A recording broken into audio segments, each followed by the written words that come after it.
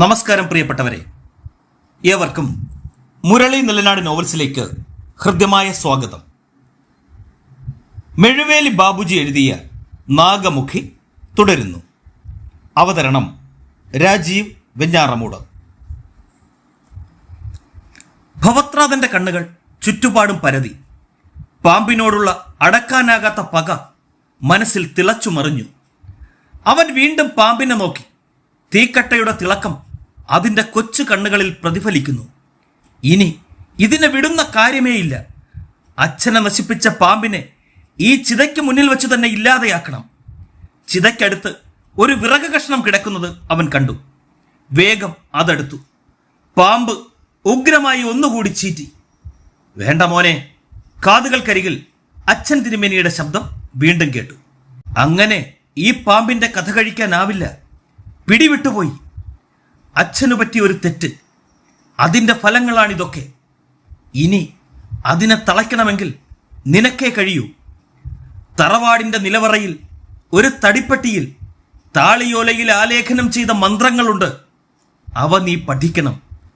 അപ്പോ നിനക്ക് ഓരോന്നും താനേ മനസ്സിലാകും. പിന്നീട് പ്രയോഗങ്ങൾ തുടങ്ങാവൂ. ശബ്ദം നിലച്ചു. ഭവത്രാതന്റെ ഹൃദയം ധൃതിയിൽ മിടിച്ചു.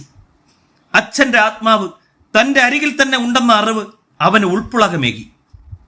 അവൻ പാമ്പിനെ ഒന്നുകൂടി തിരിഞ്ഞു നോക്കിയിട്ട് പിൻവാങ്ങി. അപ്പോൾ മനസ്സിൽ ചില കടുത്ത തീരുമാനങ്ങൾ അവൻ കൈക്കൊണ്ട് കഴിഞ്ഞിരുന്നു. രാവിലെ തന്നെ ഗ്രാമത്തിലെ ചില പ്രധാന വ്യക്തികളൊക്കെ കാത്തുവിൻ്റെ വീട്ടിലെത്തിച്ചേർന്നു. പഞ്ചമിയുടെ വിവാഹ നിശ്ചയമാണിന്ന്. അധികം ആൾക്കാരൊന്നും പോകുന്നില്ല.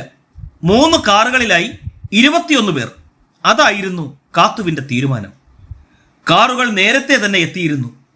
കാത്തു അതിഥികളെയൊക്കെ സ്വീകരിച്ചിരുത്തി. നന്നായി അണിഞ്ഞൊരുങ്ങിയിട്ടുണ്ടായിരുന്നു അവൾ. പഞ്ചമി എവിടെ?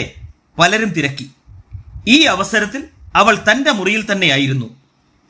വിവാഹം നിശ്ചയിക്കാൻ പോകുന്ന തീരുമാനം അറിഞ്ഞു കഴിഞ്ഞത് മുതൽ അവളുടെ മനസ്സിൽ എന്തെന്നില്ലാത്തൊരു ഭീതി, ഒരു അസ്വസ്ഥത. എന്തു വേണമെന്നറിയില്ല. ചിലപ്പോ തലതല്ലി കരയണമെന്ന് തോന്നും. വസ്ത്രങ്ങൾ മുഴുവൻ അഴിച്ചെറിഞ്ഞിട്ട് ഗ്രാമത്തിലൂടെ ഓടണമെന്ന് തോന്നും. തൻ്റെ നിയന്ത്രണം തന്നിൽ നിന്നും നഷ്ടപ്പെടുകയാണെന്ന് പഞ്ചമിക്ക് തോന്നി. ഇന്ന് രാവിലെയാണെങ്കിൽ അവൾക്ക് കിടക്കയിൽ നിന്ന് എണീക്കാനേ തോന്നിയില്ല. തന്നെ വിവാഹം ചെയ്യാൻ കാത്തിരിക്കുന്ന വസന്തനോട് അറിയാതൊരു പക മനസ്സിൽ നിറയുകയാണ്. എല്ലാവരെയും ഇല്ലാതെയാക്കുന്ന ഈ പാമ്പ് അവനെ എന്താ കൊല്ലാത്തത് എന്ന സംശയം. കാത്തു മകളുടെ മുറിയിലെത്തി. നീ എന്താ മോളെ ഇങ്ങനെ? ഇവിടെ വന്നവരൊക്കെ നിന്നെ തിരക്കുന്നു. നീ ഇവിടെ തന്നെ ഇങ്ങനെ ഇരുന്നാൽ എങ്ങനെയാ? എണീക്ക്. ഒരു യന്ത്രപ്പാവയെപ്പോലെ പഞ്ചമി എണീറ്റു. മുഖം കഴുകി ഇത്തിരി പൗഡറെങ്കിലും പൂശിയിട്ട് പുറത്തേക്ക് വാ. അവർ തിരിഞ്ഞു നടന്നു. പഞ്ചമി ഏതാനും മാത്രകളോളം അവിടെ തന്നെ നിന്നു. പിന്നെ പോയി മുഖം കഴുകി. കണ്ണാടിക്ക് മുന്നിൽ നിന്ന് തലമുടി ഒതുക്കി വെക്കുമ്പോൾ അറിയാതെ അവൾ ഒന്ന് ഞെട്ടി. പിന്നെ വിശ്വാസം വരാഞ്ഞ് വീണ്ടും കണ്ണാടിയിലേക്ക് തുറിച്ചു നോക്കി. പഞ്ചമിയുടെ ഹൃദയതാളം മുറുകി. സത്യമാണ്, തൻ്റെ കണ്ണുകൾക്ക് നേരിയ നീല നിറം. അവൾ ഭയന്നുപോയി. ഇതുവരെ ഇങ്ങനെ ഒരു അനുഭവം ഉണ്ടായിരുന്നില്ലെന്നവൾ ഓർത്തു. അപ്പോ അരയിൽ പാമ്പ് ഒന്നനങ്ങി. അതിൻ്റെ വിഷം തന്നിലേക്കും വ്യാപിച്ചോ? പഞ്ചമിക്ക് തല കറങ്ങി. വസന്തന്റെ വീട്. അവിടെ ഒരുക്കങ്ങൾ ഭംഗിയായി നടക്കുകയായിരുന്നു. മുറ്റത്ത് സാമാന്യം നല്ല ഒരു പന്തലിട്ടിരിക്കുന്നു. വടക്കു ഭാഗത്തുണ്ടാക്കിയ സദ്യപ്പുരയിൽ പ്രായമുള്ളവരുടെ അഭിപ്രായ പ്രകടനങ്ങളും പൊട്ടിച്ചിരികളും. കലവറയുടെ ചാർജ് അമ്മാവനാണ്. ഭക്ഷണം പാചകം ചെയ്യുന്ന കാര്യത്തിൽ അദ്ദേഹം ഒരു നളനാണെന്നാണ് നാട്ടുകാർ പറയുന്നത്. നാട്ടിലെ പ്രധാന കർമ്മങ്ങൾക്കൊക്കെ പാചകത്തിന്റെ മേൽനോട്ടം വഹിക്കുന്നത് അദ്ദേഹമാണ്. വസന്തൻ വലിയ സന്തോഷത്തിലായിരുന്നു. പഞ്ചമിയുടെ അമ്മയെക്കുറിച്ച് ചീത്ത അഭിപ്രായമാണെങ്കിലും മകളെക്കുറിച്ച് ഇതുവരെ ആരും അങ്ങനെ ഒന്നും പറഞ്ഞിട്ടില്ല. മാത്രമോ എന്തൊരു സൗന്ദര്യമാണ് അവൾക്ക്. അടുത്ത ഗ്രാമങ്ങളിലൊന്നും ഇത്രയും സൗന്ദര്യമുള്ള ഒരു കുട്ടി ഉണ്ടാവില്ലെന്നും വസന്തൻ അറിയാം. താൻ ഭാഗ്യവാനാണ്. തൻ്റെ സുഹൃത്തുക്കൾക്കൊക്കെ അസൂയയാകും. താനും പഞ്ചമിയും കൂടിയുള്ള നിമിഷങ്ങളൊക്കെ അയാൾ ഭാവനയിൽ കണ്ടു. മുറ്റത്ത് ഒരു ബൈക്ക് വന്നു നിന്നു. വസന്തന്റെ 2 സുഹൃത്തുക്കളായിരുന്നു അത്. ഹലോ, അവർ അടുത്തെത്തി. അല്ല, ചെറുക്കൻ ഇതുവരെ കുളിച്ചതൊന്നുമില്ലേ? ഓ, അവര് 10 മണി കഴിഞ്ഞേ എത്തൂ. അപ്പോഴേക്കും മതിയല്ലോ. വസന്തൻ തൻ്റെ കൂട്ടുകാരെ മുറിയിൽ കൊണ്ടിരുത്തി. കാപ്പി കൊടുത്തു. ഇനി ഞാനൊന്ന് കുളിച്ചു വരാം. ശരി ശരി. വസന്തൻ ബാത്റൂമിൽ കയറി. ഷവർ തുറന്നു വിടാൻ ഭാവിക്കുകയായിരുന്നു. പെട്ടെന്നവൻ തല ഉയർത്തി. ഷവറിലെന്തോ തൂങ്ങിക്കിടക്കുന്നു. ഒന്നേ നോക്കിയുള്ളൂ. വസന്തന്റെ നിലവിളി ഇടയ്ക്ക് വെച്ച് മുറിഞ്ഞു. അതിഥികളെല്ലാവരും എത്തിച്ചേർന്നു കഴിഞ്ഞു. സമയം 9 മണി. ഇനി പുറപ്പെടാ, കൂട്ടത്തിൽ പ്രായമുള്ള ആൾ പറഞ്ഞു. ശരി. കാത്തു എല്ലാവരെയും കാറിലേക്ക് ക്ഷണിച്ചു. പഞ്ചമി എല്ലാം നോക്കിക്കൊണ്ട് ജനാലയിൽ തന്നെ ഉണ്ടായിരുന്നു. അവർ കാറിൽ കയറുന്നതും മറ്റും അവൾ കണ്ടെങ്കിലും ചിന്ത അതൊന്നുമായിരുന്നില്ല. തൻ്റെ അരക്കെട്ടിൽ ചുറ്റിപ്പിണഞ്ഞിരുന്ന പാമ്പ് അവിടെ നിന്നും മാറിയിരിക്കുന്നു. തന്നെ വിട്ടകന്ന് അത് ജനാലയിലൂടെ അതിവേഗം പുറത്തേക്ക് പോവുകയായിരുന്നു. പഞ്ചമിക്ക് ആശ്വാസം തോന്നി. ഏതായാലും അത് തന്നെ വിട്ടുപോയല്ലോ. ഇനി തനിക്ക് വിവാഹിതയായി സുഖമായി കഴിയാം. അവൾ അങ്ങനെ ചിന്തിച്ച നിമിഷത്തിൽ ജനാലയ്ക്കൽ പാമ്പിന്റെ സീൽക്കാരം കേട്ടു. അവൾ ഞെട്ടിത്തിരിഞ്ഞു. ആ പാമ്പ് അകത്തേക്ക് വരുന്നത് കണ്ട് അവൾ സ്തബ്ധയായി. വീണ്ടും മനസ്സിനെ തളർച്ച ബാധിക്കുന്നത് അവൾ അറിഞ്ഞു. അപ്പോൾ ആ പാമ്പ് ഒരു ഐസ് കട്ടയുടെ തണുപ്പോടെ അവളുടെ കൊഴുത്ത തുടകളിലേക്ക് മുകളിലേക്ക് അരിച്ചു കയറുകയായിരുന്നു. വീടിന് മുന്നിൽ നിന്നും കാറുകൾ സ്റ്റാർട്ടായി. ആദ്യത്തെ കാർ പടിപ്പുര കിടക്കുകയായിരുന്നു. പെട്ടെന്ന് പടിപ്പുരയ്ക്ക് മുകളിൽ നിന്നും ഒരു കറുത്ത പൂച്ച വല്ലാത്തൊരു ശബ്ദത്തോടെ കാറിന് മുന്നിലേക്ക് വീണു. ഡ്രൈവർക്കൊന്നും ചെയ്യുവാൻ കഴിഞ്ഞില്ല. കാറിന്റെ വീലുകൾക്കടിയിൽപ്പെട്ട് പൂച്ച ചതഞ്ഞരഞ്ഞു. ഏവരും നെറ്റിച്ചുളിച്ചു. അപശകുനം. അവർ പരസ്പരം നോക്കി. കാത്തുവിന്റെ ഇടനെഞ്ചു പിടഞ്ഞു. എന്തോ അത്യാഹിതത്തിന്റെ മുന്നോടിയാണെന്ന് അവൾക്ക് തോന്നി. ആരും ഒന്നും പറഞ്ഞില്ലെങ്കിലും ഓരോ മനസ്സും അസ്വസ്ഥമാണെന്ന് മുഖഭാവം വിളിച്ചറിയിക്കുന്നുണ്ടായിരുന്നു. അവിടം കൊണ്ടും അപശകുനം തീർന്നില്ല. ഏതാനും കിലോമീറ്ററുകൾക്കുള്ളിൽ തന്നെ കാത്തുവിന്റെ കാർ പഞ്ചറായി. ടയർ മാറിയിട്ടാണ് പിന്നെ യാത്ര തുടർന്നത്. ഈ വിവാഹം നടക്കാതിരിക്കുകയാണ് ഭംഗിയെന്ന് തോന്നുന്നു, മുന്നിലെ കാറിലുണ്ടായിരുന്ന വൃദ്ധൻ പറഞ്ഞു. മറ്റുള്ളവരും അതിനോട് അനുകൂലിച്ചു. കാർ അടുത്ത ഗ്രാമത്തിലെത്തി. റോഡിലൂടെ കുറെ കാളകളെയും തെളിച്ചുകൊണ്ട് ഒരു തമിഴ്നാട്ടുകാരൻ പോകുന്നുണ്ടായിരുന്നു. അപ്രതീക്ഷിതമായി അവയിലൊന്ന് കാറിന് മുന്നിലേക്ക് ചാടി. ഒറ്റയിടി കാള തെറിച്ചു വീണു. ഡ്രൈവർ കാർ നിർത്തി. തക്ക സമയത്ത് ബ്രേക്ക് അമർത്തിയതുകൊണ്ട് കാര്യമായ കുഴപ്പമുണ്ടായില്ല. പക്ഷേ കാളയ്ക്ക് നടക്കാൻ കഴിയില്ലായിരുന്നു. കാളക്കാരന് കുറച്ച് രൂപ കൊടുത്തിട്ട് യാത്ര തുടർന്നു. വസന്തന്റെ വീട്ടുമുറ്റത്ത് കാറുകൾ നിന്നു. വീടിനകത്തും പുറത്തുമൊക്കെ നിറയെ ആളുകളായിരുന്നു. കാറിൽ നിന്നിറങ്ങി അവരെ എതിരേറ്റത് ഹൃദയം പറിച്ചെടുക്കുന്നത് പോലെയുള്ള വിലാപങ്ങളാണ്. അത് സംഭവിച്ചു. അതുവരെ ആഹ്ലാദത്തിലായിരുന്ന ആ വീട് പെട്ടെന്ന് മരണവീടായി. വസന്തൻ മരിച്ചു. കാത്തു ആ മൃതദേഹത്തിലേക്ക് ഒന്നേ നോക്കിയുള്ളൂ. അവരുടെ തൊണ്ടയിൽ ഒരു നിലവിളി കുരുങ്ങി നിന്നു. കരിനീല നിറമായിരുന്നു വസന്തന്. അവനാണെന്ന് പറയുകയേയില്ല. കാത്തുവിന്റെ ഒപ്പം വന്ന നാട്ടുകാർ നെറ്റിച്ചുളിച്ചു. ഇതായിരുന്നോ യാത്ര തുടങ്ങിയപ്പോൾ മുതൽ അപശകുനങ്ങൾ ഉണ്ടാകാൻ കാരണം? ഈ ശകുനമെന്നൊക്കെ പറയുന്നത് സത്യം തന്നെയാ. ഇപ്പൊ നമുക്കത് നേരിട്ട് മനസ്സിലായല്ലോ. രാഘവൻ വൈദ്യൻ തൻ്റെ കൂടെയുള്ളവരെ നോക്കി. അവരും തലകുലുക്കി. വസന്തന്റെ കൂട്ടുകാരാണ് സംഭവം വിവരിച്ചത്. അവന്റെ നിലവിളി കേട്ട് ഞങ്ങളാണ് ആദ്യം ഓടിയെത്തിയത്. പക്ഷേ ബാത്റൂമിന്റെ വാതിൽ അകത്തു നിന്നും അടച്ചിരിക്കുകയായിരുന്നു. തുറക്കാൻ കുറച്ച് സമയമെടുത്തു. അപ്പോ തറയിൽ നീണ്ടു നിവർന്ന് കിടക്കുകയായിരുന്നു വസന്തൻ. നെറ്റിയിൽ ഒരു തുള്ളി ചോര പൊടിച്ചിരുന്നു.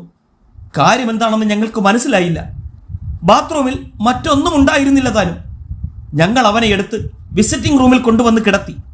അപ്പോഴേക്കും ശരീരത്തിന് ഈ നിറമായി കഴിഞ്ഞിരുന്നു. സർപ്പദംശനമാണ് മരണകാരണമെന്ന കാര്യത്തിൽ ആർക്കും അഭിപ്രായ വ്യത്യാസമുണ്ടായിരുന്നില്ല. പക്ഷെ എങ്ങനെ, എവിടെയാണ് ആ പാമ്പ്? മടക്കയാത്രയിൽ എല്ലാവരും മൗനത്തിലായിരുന്നു. കാത്തുവിന്റെ മനസ്സിൽ സ്വർണ്ണ നിറത്തിലുള്ള ഒരു മൂർഖൻ ഫണം വിടർത്തിയാടി. എവിടെയോ എന്തോ അക്ഷരത്തെറ്റുണ്ടെന്ന് കാത്തുവിന് തോന്നി. പലരും പാമ്പ് കടിച്ചു മരിക്കുന്നു. അജ്ഞാതമായൊരു ഭീതി മനസ്സിനെ വലയം ചെയ്യുവാൻ തുടങ്ങി. എല്ലാം അറിഞ്ഞിട്ടും പഞ്ചമിക്ക് പ്രത്യേകിച്ച് ഒരു വികാരവും തോന്നിയില്ല. പാമ്പ് കുറച്ചു സമയത്തേക്ക് തന്റെ ശരീരം വിട്ടൊഴിഞ്ഞപ്പോൾ തന്നെ മനസ്സിൽ സംശയം ബാക്കി നിൽക്കുകയായിരുന്നു. അതോടെ മറ്റൊന്നുകൂടി അവൾക്ക് തീർച്ചയായി. ഇനിയൊരിക്കലും തനിക്ക് പുരുഷസുഖം ആസ്വദിക്കാൻ കഴിയില്ല. അതിന് ഈ നശിച്ച പാമ്പ് തന്നെ അനുവദിക്കുമെന്ന് തോന്നുന്നില്ല. പാമ്പിനോടുള്ള പക അവളുടെ മനസ്സിൽ നിറയാൻ തുടങ്ങി. പക്ഷേ എങ്ങനെ അതിനെ നേരിടണം എന്ന് മാത്രം അറിയില്ലായിരുന്നു. ഒക്കെ വിധിയാണെന്ന് ആശ്വസിക്കാം പഞ്ചമി. ഈ വിവാഹം നിനക്ക് പറഞ്ഞിട്ടുള്ളതല്ലായിരുന്നു. അവൾ അമ്മയെ തുറച്ചു നോക്കി. ഇതെന്നല്ല, ഇനി ഒരു വിവാഹക്കാര്യവും എന്നോട് പറഞ്ഞേക്കരുത്. മോളെ, കാത്തു നടുക്കത്തോടെ വിളിച്ചു. അതെ, ഞാൻ തന്നെയാണ് പറയുന്നത്. അവളുടെ വാക്കുകൾക്ക് ശക്തിയേറി തുടങ്ങി. കാത്തുവിന്റെ മനസ്സിൽ സംശയങ്ങൾ. ഒരിക്കൽ ഡോക്ടർ സത്യന്റെ വീട്ടിൽ വെച്ച് ഇവൾ വയലന്റ് ആയതുപോലെ വീണ്ടും സംഭവിക്കാൻ പോവുകയാണോ? ഇനി ഇവളോട് സംസാരിച്ചാൽ ചിലപ്പോൾ തന്നെ ആക്രമിച്ചാലോ? കാത്തു പിന്നെ മിണ്ടിയില്ല. പറ്റിയ ഒരു അവസരത്തിൽ സംസാരിക്കാമെന്ന് തീരുമാനിച്ചു. അർദ്ധരാത്രി. കാത്തു നല്ല ഉറക്കത്തിലായിരുന്നു. ചില തീരുമാനങ്ങൾ കൈക്കൊണ്ടതിന് ശേഷമായിരുന്നു കാത്തു ഉറങ്ങാൻ കിടന്നത്. സർപ്പദംശനമേറ്റ് പലരും മരിക്കുന്നതിനെക്കുറിച്ച് ഏതെങ്കിലും ഒരു ജോൾസിനോട് തിരക്കിയറിയണം. അന്ന് ഹോസ്പിറ്റലിൽ പോയപ്പോൾ തങ്ങളുടെ കാറിൽ ആ ഭയങ്കരൻ പാമ്പ്. പഞ്ചമിയുടെ കുഞ്ഞിനെയും കൊണ്ടുപോയ ഡ്രൈവറെ പാമ്പ് കടിച്ചു കൊന്നു. അവസാനം പഞ്ചായത്ത് പ്രസിഡന്റ് ശ്രീധരൻ ഇവിടെ വച്ച് വിഷം തീണ്ടി മരിച്ചു. ഇപ്പോ വസന്തൻ. തങ്ങളുമായി ബന്ധമുള്ള പലരും മരിച്ചതിൽ നിന്നും കാത്തു ഒരു കാര്യം ഉറപ്പിച്ചു.